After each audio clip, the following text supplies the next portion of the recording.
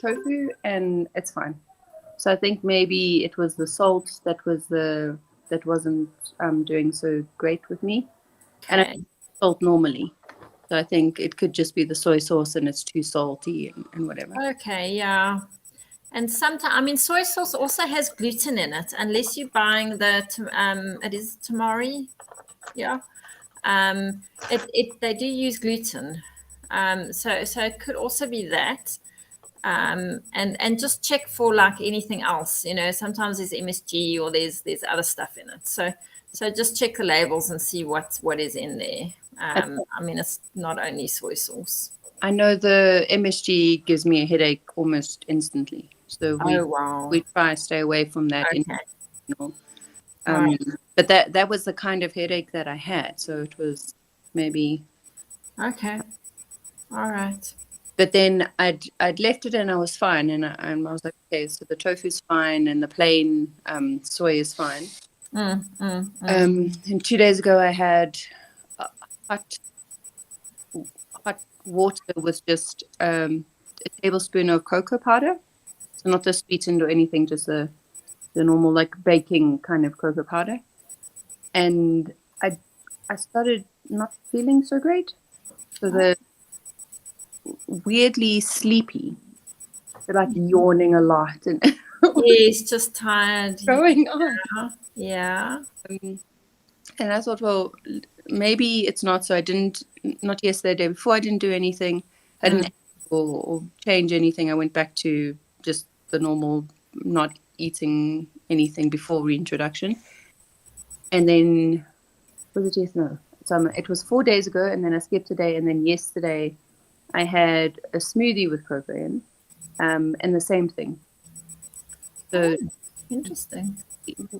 And not like that fatigue tired or that like drain tired, just like just sleepy. It's like just yawning and yeah.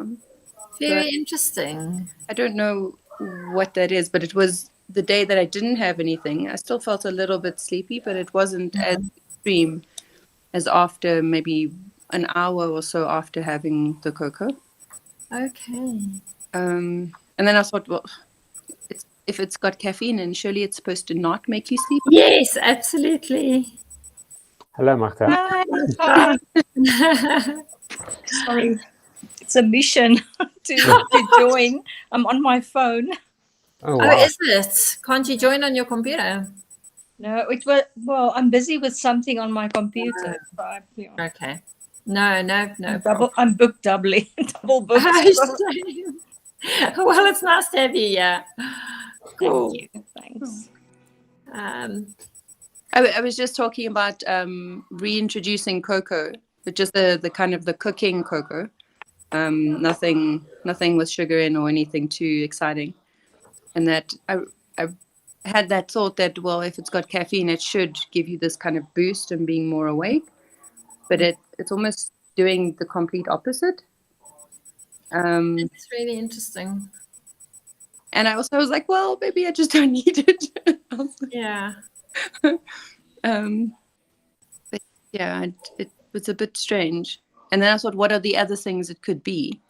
And there wasn't anything else that had been, unless the tofu has a longer kind of effect. And then I'm feeling it can be like up to even 72 hours after reintroducing a food that you can have an effect. Yeah, then it's the tofu then. Yeah. Okay. I don't know. Well, that's really interesting. Not that I don't like it. Yeah, just maybe leave it for a while and I can try. That's kind of the only thing that's different in it. It's weird. And maybe try the raw cacao powder and see if that's different, because obviously the cocoa is a lot more processed, and I mean, I'm not sure, I don't even have a tin to look at, but I don't know if there's anything else that they put with it, but I mean, obviously it will be processed. So maybe just try the raw cacao powder and see what kind of reaction you get with that. Okay. I think it is. I'm trying to think if I have a container, but I'll go check and then. Yeah, have a look. Let me know. And yeah, let me know if the cacao has the same effects as the cocoa. That'll be interesting to check. Okay, and caffeine, have you tried that at all? No. That you don't want to, or I did. So I after having the just like the warm mug of cocoa, I was like, well, I mean, if this is the lesser of the evil, then and it's giving me this like super drain, just weird sleepiness, then I don't even want to have coffee. And maybe it just needs some more time, and maybe I'll need it at some point. Just like I wake up one morning and I'm like, I have to have a cup of coffee. But I don't know if I should. If you're doing well without it, and Steve was mentioning to me, I mean, I haven't actually looked at, but he said you've done the stress test, hey? yes. Okay, and he did say that was quite high. Yeah. So like I would leave the caffeine if you're okay with it for now. Like I wouldn't bring it in. I would just like give your adrenals a real break, because I think you have been under super stress for a very, very long time. So I'd probably leave that out. Yeah, I think it's better for you. Yeah, at this stage, I mean, from the stress results, I mean, the adrenals were, as you said, a little bit were higher than where you want them. So adrenal stress was high, but the one that was, pretty high was the sort of underperforming HPA axis now, because she's been under such prolonged stress for such a long time. Now you've got an underactive response, which is really burnout kind of level. So that's. And that's what you were saying in the beginning, I think, Shona. You just had this feeling like you just didn't react. Like you'd have a stressful situation and you just had no reaction to it. So that might tie in over there as well. It's very cool. Just seeing everything tied together slowly is great. Anything that triggers adrenal stress and adds to, the constant prolonged stress. There doesn't seem to be a lot of upside for you to be doing that now, Absolutely. So maybe that's something that goes beyond the sort of 23 days.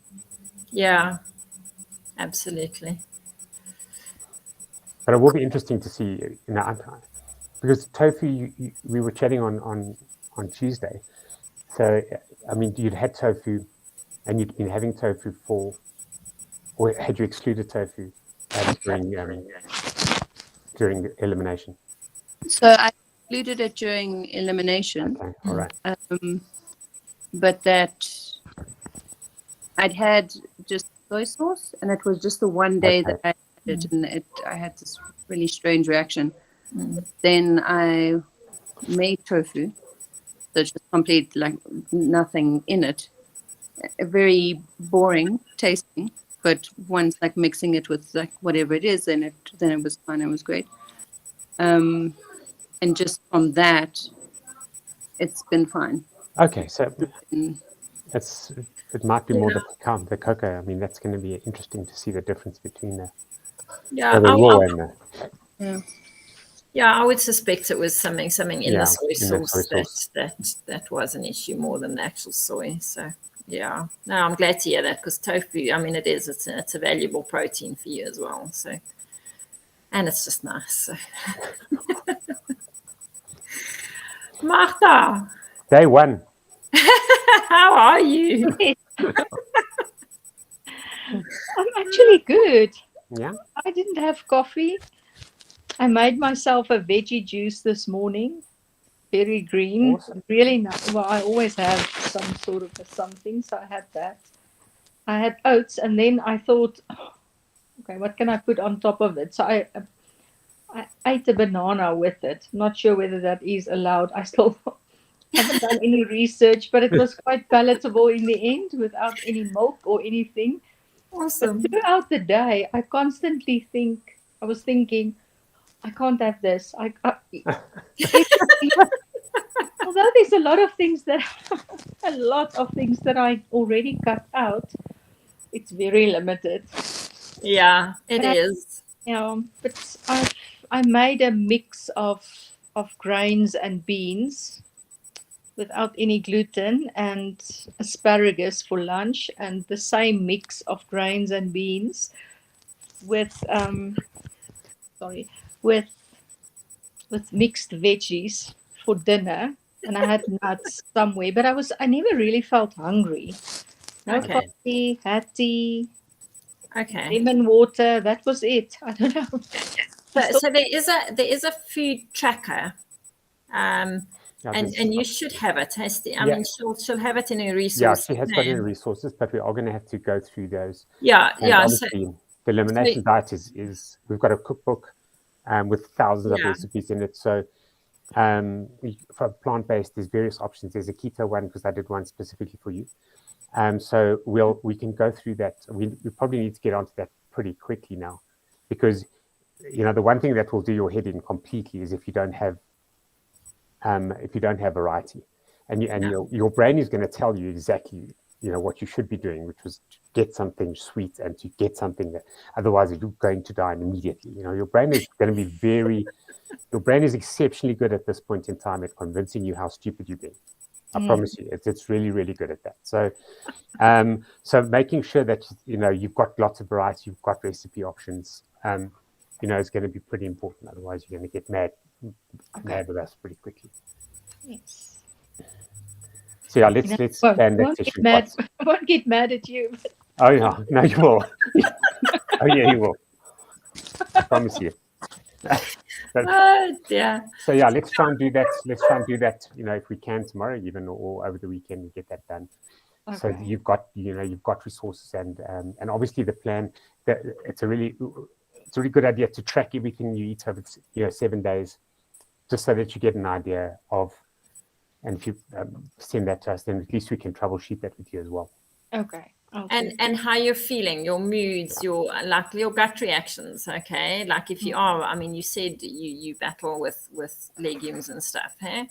So like just track that and let's see what's happening there, and if we need to change something in the diet, because we may need to, or we may need to eliminate something or whatever. So if you're having issues, we need to know.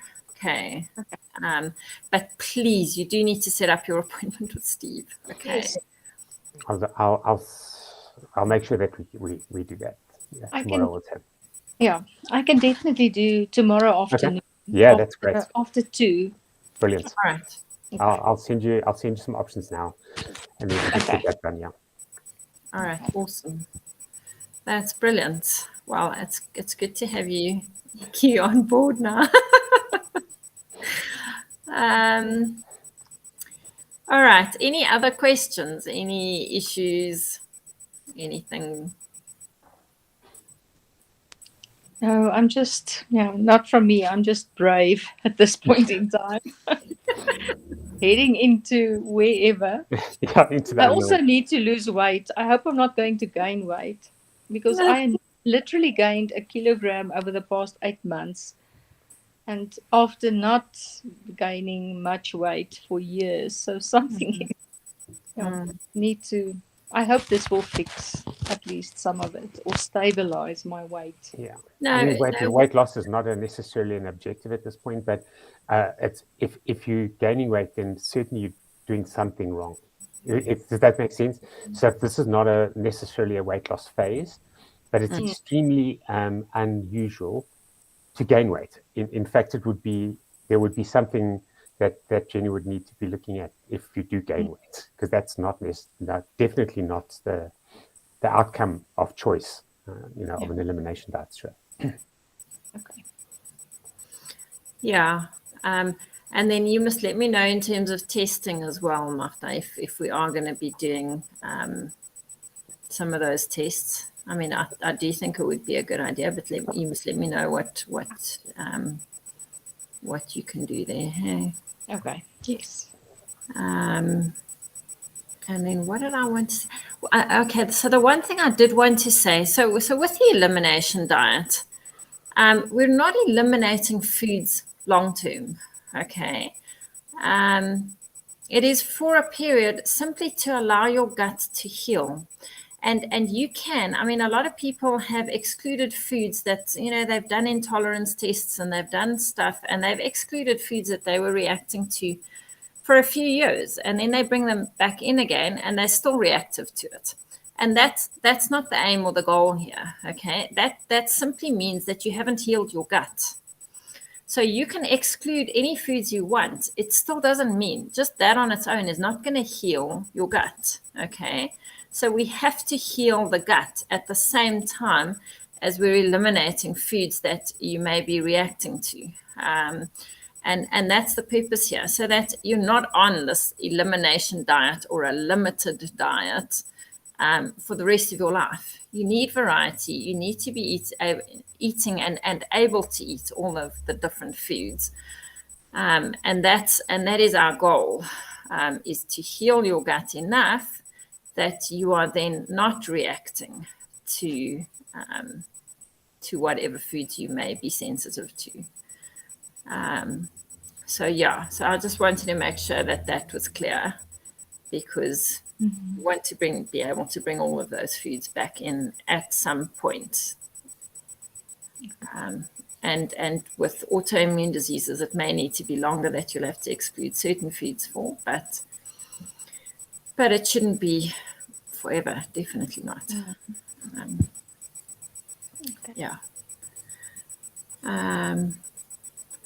Okay, and then I was just thinking of just chatting a little bit around mindful eating and intuitive eating tonight, which I think is quite relevant as well. And I think a lot of it we already understand, but I just think it's good to go over it. So basically, mindful eating and intuitive eating are slightly different, okay? Mindful eating is really, it's a process of paying attention to your actual eating experience and without judgment, okay? So it sounds quite simple, but it can be complex, especially if you've got any issues with food or stuff like that. And it also, mindful eating just helps you to become more aware of the reasons behind your hunger. So things like your emotions, emotional eating, comfort food, or lack of food. If there isn't something nice in the house or you're desperately craving something, or traditions or your schedule, those kinds of things. Whereas intuitive eating is a much broader philosophy, and it incorporates mindful eating. So it's kind of tuning in your mind and your body and food, and focusing on strengthening the relationship with all of those three. So it's a process of eating more for physical reasons than emotional. And I think what you were mentioning last week, Shona, about like just not being hungry for dinner and not eating. And that's very much, I mean, I think you're quite in tune with that already. Like just feeling your body and feeling where you're at. Do I need to eat? Am I hungry? Am I not? And just going with that. And that's really what we're talking about. That's intuitive eating and mindful eating. And that's really cool. So go with that. Feel what your body needs and do what you feel you need to do without judgment. Okay. And that's quite an important one. And that ties in with you, Martha, as well, in terms of wanting to lose weight. Okay. So that isn't the focus at the moment. Okay. And it mustn't be the focus. I don't want it to be your focus. I want you to tune into your body and work with your body, okay? And to do what you feel you need to do, okay?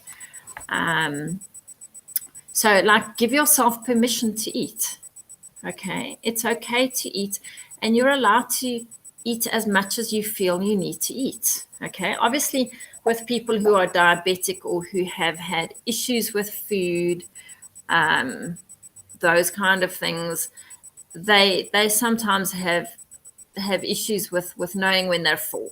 Okay, and that off switch.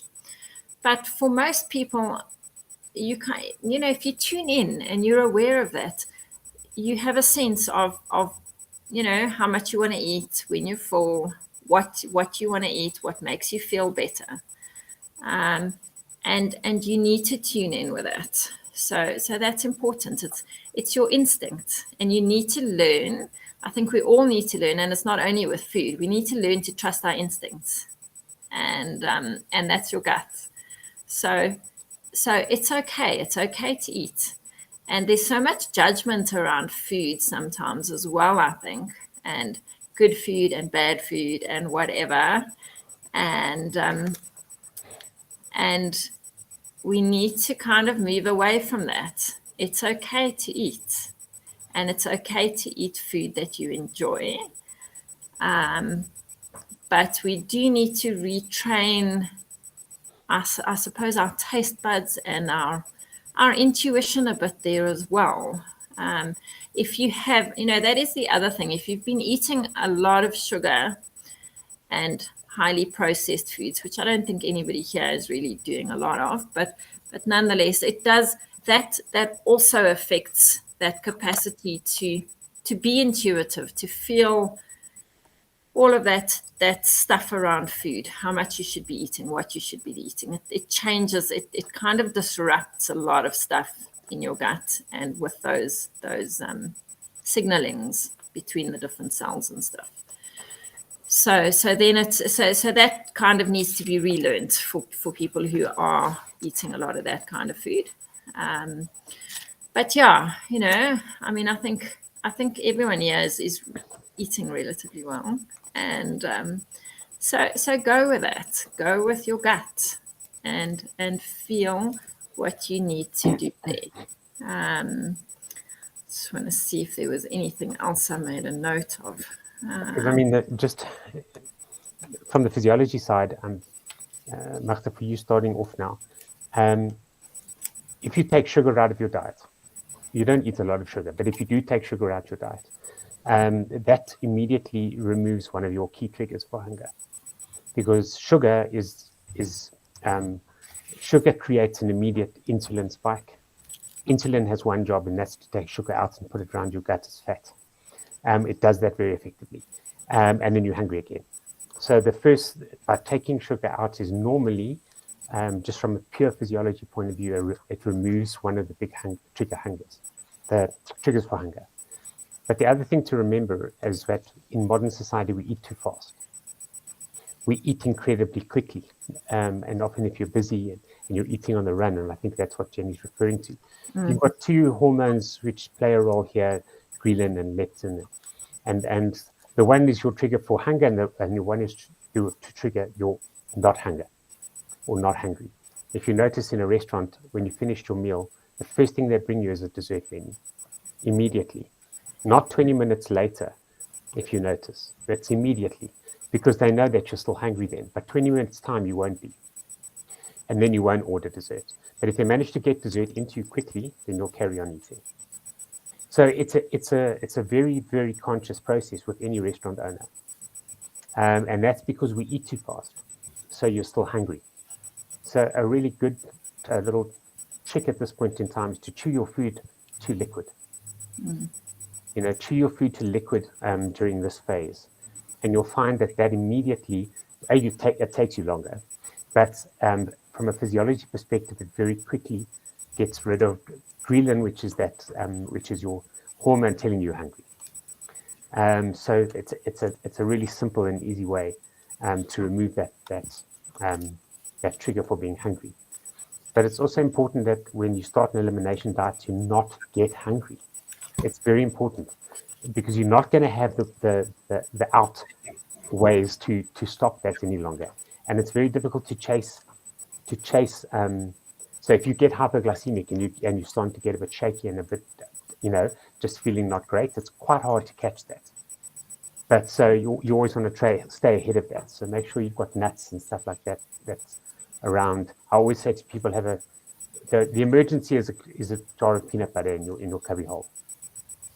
In your car. It's a very, very just a simple, easy way to make sure you don't get stuck. Because if you do get stuck, it's you're reaching for something that's processed for sure.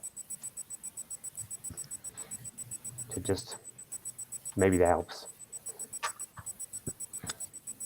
I wanted to add something where my Oma and Opa used to say to us when we were kids that whatever you put on your plate, you have to finish. You have to clean your plate. So don't take too much. But you don't realize that when you, like psychologically, then you have your plate and then being a grown-up, being like, well, I have to finish what's on my plate. And what I had gotten to a point of is that I had to maybe retrain myself. So I don't actually have to finish everything on my plate. Yep. Even if it's just 2 bites, it's okay. I can leave it. It'll be fine. You should teach Jenny that. She's learning Container. that Tomorrow, and then I have 2 bites of whatever it is, and that's amazing. But it was quite a psychological thing that I had to change for me to be okay with how much I'm eating, and I don't have to finish it all. And just because there is leftover doesn't mean that it's going to get thrown away. It can go into the fridge. Yeah, absolutely. And, yeah. I think we all grew up with that kind of thinking, actually, very much so. Yeah, absolutely. And then another thing, I mean, you don't always have the time or the energy to eat mindfully. Okay, so it can be, it can take months or sometimes for some people even years. But like when you don't, it's okay. It's still okay, and it's okay. Just like give yourself grace and just forgive yourself if you don't get everything right. It's okay. Like move on, deal with it tomorrow. And yeah. And then simple things, obviously, like things that we probably all know. Preparing your food, when you prepare your food, like use your senses. It kind of starts to prepare your body also to receive the nutrition that you're going to be giving it. So like when you're preparing it, use all of your senses, smell it, experience the food that you're preparing. And when you're eating it, same thing, use your senses, feel how it feels. If you're using your hands or your mouth or whatever, taste it, taste the textures and the sensations and whatever. It brings you in tune with your food, which I think particularly us in a Western society are really out of tune with. We are, because we're not mindful. We're in a rush. We're eating on a schedule. You sit down, you eat, you get up. And that's just, when we had kids, we tried to, like supper, we'd all sit down. But I think it's becoming more and more difficult. And I know as the kids get older, and then you've got sports and you've got all kinds of things. And it just, yeah.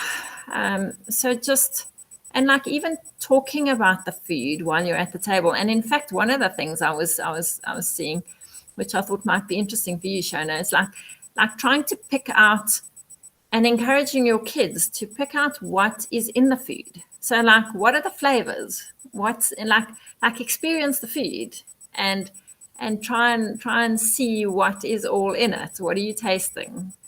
So I thought that's quite a cool idea to actually do with kids and stuff as well. It just brings them into a relationship with food, and a positive one, which is important. So yeah, I think those are just some of the things that I kind of picked out. And making it into a ritual as well, maybe putting on music or setting the table. I don't know, just making it more of a part of our lives instead of just a functional thing, making it into something meaningful and mindful. So, yeah. So yeah, and rejecting the dieting mindset.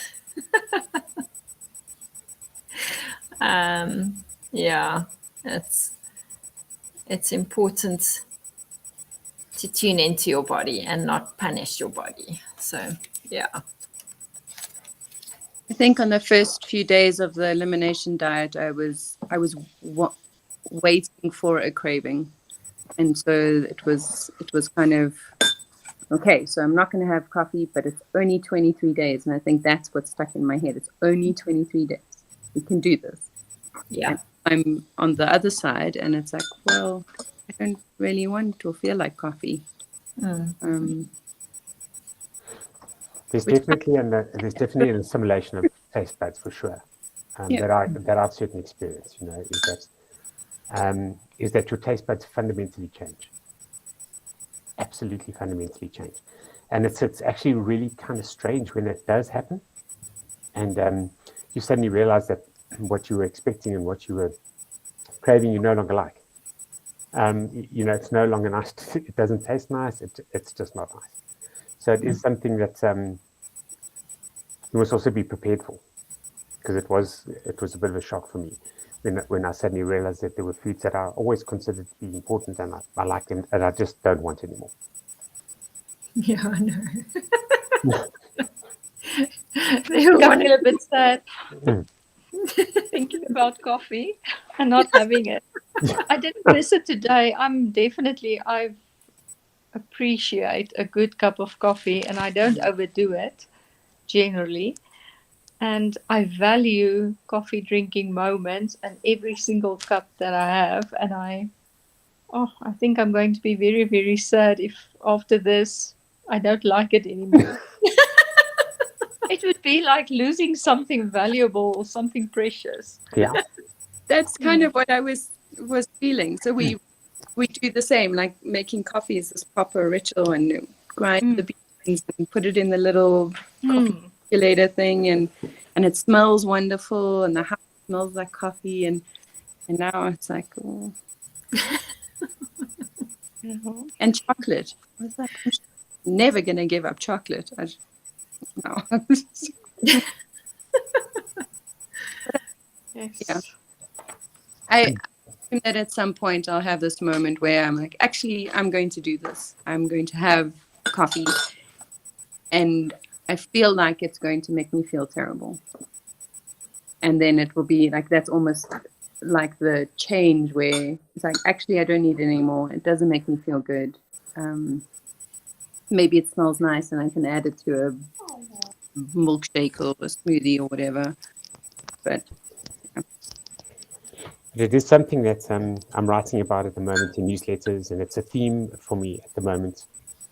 And I don't think we recognize how interwoven food is into our cultures, into our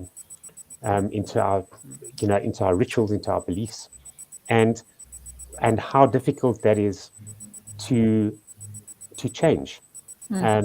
If you think about how connected in South Africa braai culture is, and yet if you really understand the impact of burning meat or cooking meat on an open fire, and what that does in terms of our cancer risk, it's insane. It doesn't add up, but because it's so interwoven into our way of life. Now, I'm an exercise person, so I remember talking to to Dr. Georgie Torres when we were doing this and doing programs years ago. We used to think, hold on, food is easy, nutrition is simple, because you're taking things away. Physical activity is difficult because you're adding something to someone's life. You're adding complexity.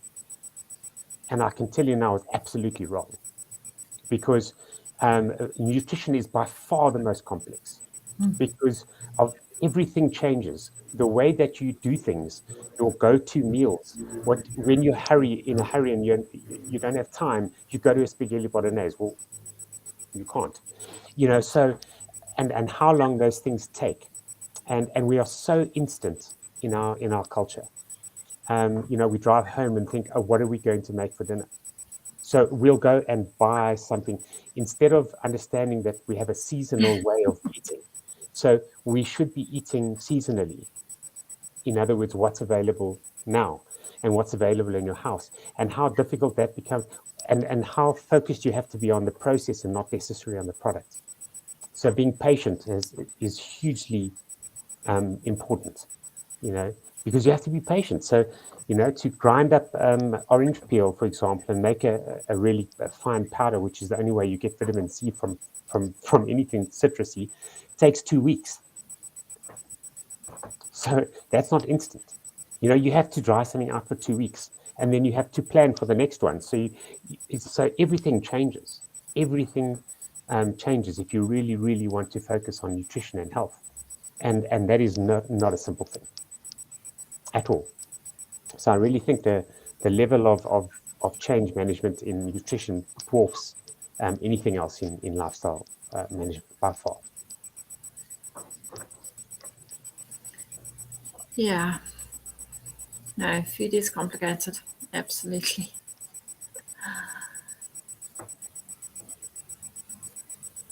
All right. Anything else? Have you got those supplements yet, Shona? So one of them arrived today. Okay, awesome. Actually, it was one of my questions that I forgot. I was like, I'm sure I had a question. Do I just follow what's on the bottle, the recommended? That should be fine. Yes. What do they recommend there? Which one have you got? So let me get it. Okay.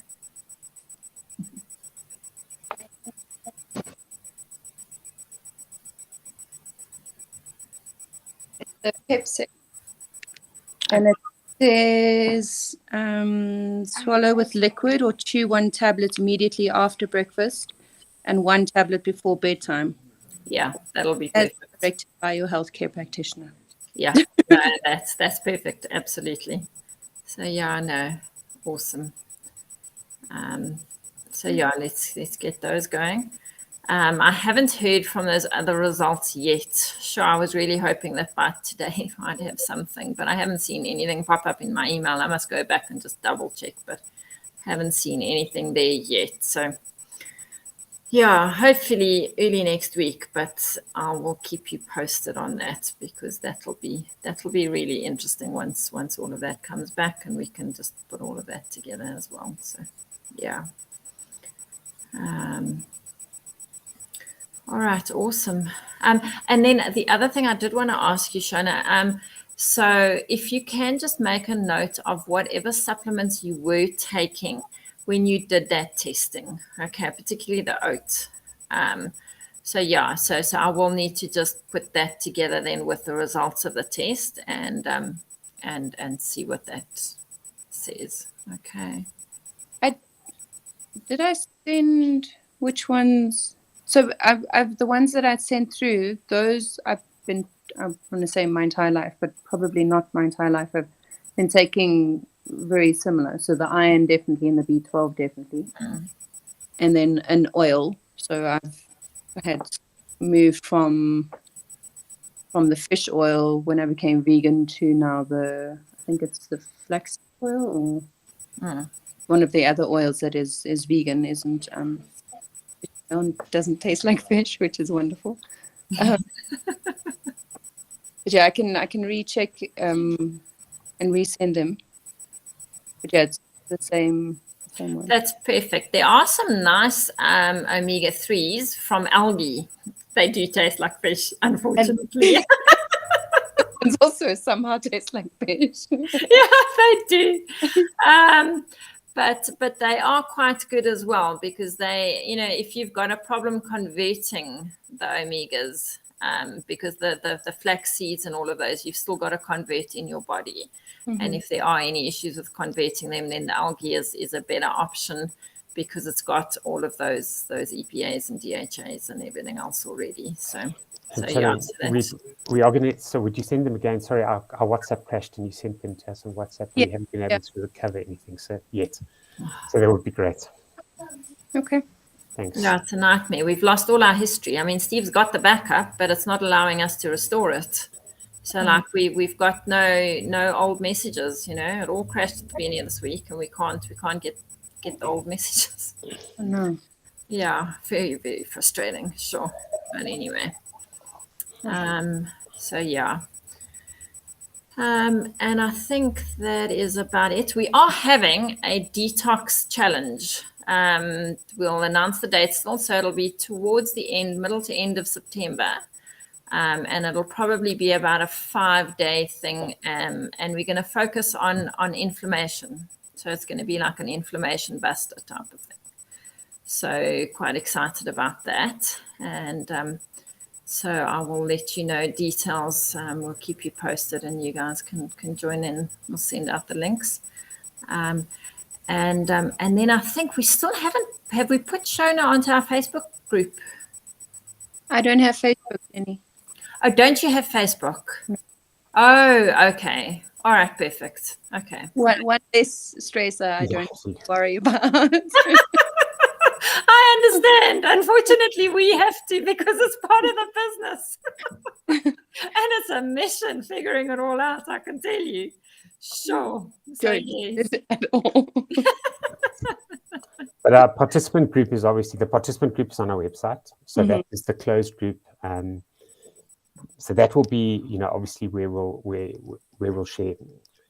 That's only for participants. So you guys are on that group already. So yeah, that will be where we'll do our communication and where all the resources will be shared. I do have another question on the stress that I'm trying to get rid of. It's almost like if I had to visualize it, it's like in my bones and it's in between and it's in my blood and it's everywhere. Is there something, and I'm hoping there's something magical out there, that I can go and do that can massage it away?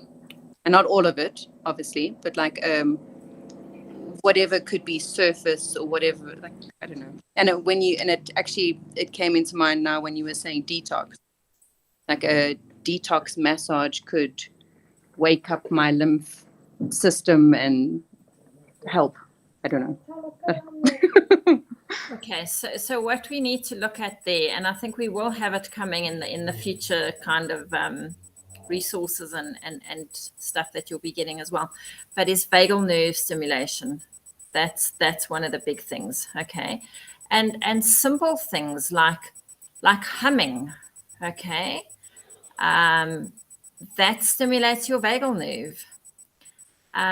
Gargling. So when you're doing the oil pulling, Shona, try. I mean, not everybody can do it with the oil. Some people, I mean, it makes them gag. But if you can, it's a bit difficult with the oil. But if you can, like, take 30 seconds or a minute and just gargle with that oil at the back of your throat. That stimulates the vagal nerve, and that starts to bring you back into that rest and digest kind of state. So it works on your nervous system, and it brings you back into the sympathetic, parasympathetic. It balances all of that out again. Okay. Anything else? I mean, what else? I'm trying to think of the other things. I mean, we went through a little bit, but it's obviously pretty high level at the moment, but we went through the stress induction with Shona on Tuesday.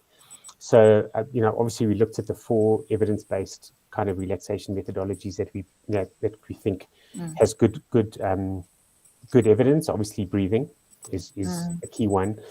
Tapping has definitely very, very good evidence, as does yoga and as does mindful meditation. So, I mean, certainly those 4 have significant evidence. I think the key takeaway for me from this research was 15 minutes per day, every day. You need to be mindful, and you need to make sure that it's not something that you just fit. It's got to be specific, mindful, and 15 minutes a day.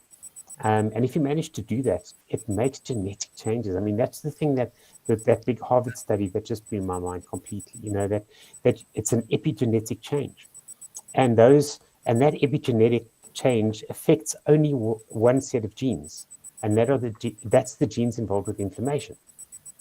And that's the amazing thing. So fundamentally, your body knows. that inflammation is deadly. It's fundamentally deadly. That is at the heart of everything of chronic disease. So if you're mindful and you get into a relaxation methodology for 15 minutes a day, it changes 2,000 genes. All of them, all 2,000, are involved in inflammation. So that for me was kind of a tick box. So, but everyone is different, and I think stress management is one of those things that's intensely personal. You know, what works for me or what works for Jenny might not work for you. So I think finding the right methodology is going to be important. Trying everything, try each of them, and find one that works. I mean, you know, tapping has never made sense to me. I kind of don't really get it or understand it, but certainly, but Jenny, it does. You know, it's something that would work for her. So I think, as long as it's, you know, it's got good evidence behind it, I think, you know, and those are the ones we've kind of looked at so far. I'm sure there are more, but it's about frequency. That seems to be the thing. Frequency trumps everything. Being deliberate and being regular every day seems to be the answer. And you can even do it more than once a day. Okay, so you can fit that in more than once a day. And that's the thing. Try and stack things like with the, you know, with the oil pulling. So at the same time, you're kind of stacking one thing on top of another, and so you're doing the oil pulling, and at the same time you're kind of doing the gargling, and so that's bringing in a whole lot of things all together. So I think that's a nice way. It's not an extra thing that you're piling on top of. And maybe, you know, when you're doing the, in fact, the other thing, when you're doing your movement at night, maybe for 20 or 30 minutes before you go to bed, find music. You can just Google it. There's lots of options. It's 432 megahertz. It's a very specific kind of frequency sound wave, and it puts you into that alpha state. So it helps just calm down your mind and your nervous system, and it prepares you for sleep. So that's really nice music to kind of listen to, you know, while you're getting ready for bed, or while you're doing, you know, before you're going to bed. It just prepares you. So that could help you a whole lot there as well. And maybe even during the day, you know, if you take 10 or 15 minutes during the day while you're meditating, maybe put that on in the background as well. That could also help. So yeah, just bringing things together, doing a couple of things, stacking them together. Thank you. Pleasure. Welcome. Is that what I'd found now so yesterday I actually started it, but only today am I seeing that I'm not asleep or high stress. So today is the first day that I'm actually seeing there is a difference. But that yesterday I'd actively just listened to my breathing, and that I'm not breathing deep. And so just like slow everything down and actually just breathe deeper. Yeah. While I'm doing anything else, and it's not like my breathing sessions that I'm doing. It's just day to day breathing deeper. Yeah. And I thought, well, that's should be something. And why am I breathing so shallow? And what I can breathe deeper. Yeah. Absolutely. But I think that's just a little change, and I am seeing something. But obviously, I'm still in like the red, the red stress the entire day. Yes. Okay. Sure. So yeah, your stress is still hectic, eh? It's really nice that you're able to monitor it like that on your watch. That's very cool. Sure. So there are actually apps. That was the other thing I was going to mention. There are apps that you can download. The one is called the Breathing app. Mm-hmm. Okay. And then there are others. What have I got here? Hold on, let me just find it. It is on that stress resource, Shannon. There's a bunch of apps and links already. Okay, so yeah, I mean, there's one called Breathe. So you can go and have a look, and it gives you, so there are different kind of ways that you can breathe. So you can do like box breathing, which is say 4 or 5 seconds in, 5 seconds hold, 5 seconds out. Then you can do a 5-second in, a 7-second hold, and an 8-second out, which kind of brings you a lot further into just relaxing. So if you can get your breath down to about 5 or 6 breaths a minute, it really changes your nervous system as well. And it brings you again back into that rest and relax, rest and digest setup. So just slowing that breathing makes a huge difference. So there's different breathing patterns that you can use. So yeah, have a look at those apps. They're very simple, but they're quite cool. There's a breathing that we look at when I'm training people on how to be in the field and how to stay calm, like make decisions in a environment. And the one is that there's no ways that you can breathe out shorter than breathing in if you are panicked. Mm-hmm. You are panicked and you're breathing out longer, you're probably not panicked and you're fine. Absolutely. And so that's like one of the things that we get people to do as like the first thing. But it's very useful. It's very good. Awesome. Okay, cool. Yeah. All right, cool. Any other questions? Anything else before we wrap up?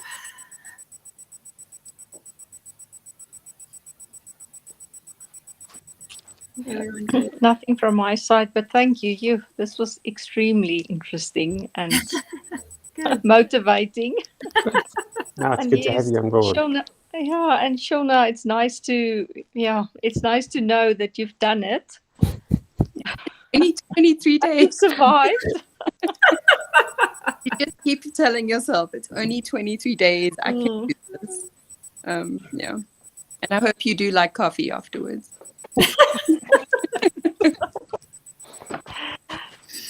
No, it's awesome. And the support of the community makes a huge difference. I really, I've come to experience it and it makes a massive difference. Just knowing that you're not alone and that there are other people who've been through it and picking up tips and what people have done and how they did it. And yeah, it's cool.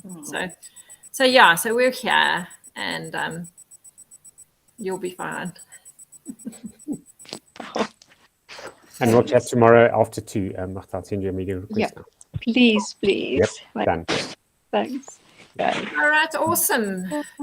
Thank you, everybody. Thanks, everyone. Have a good evening. Good evening. Thank you. Bye-bye. Thanks. Bye. Bye-bye, everyone. Bye.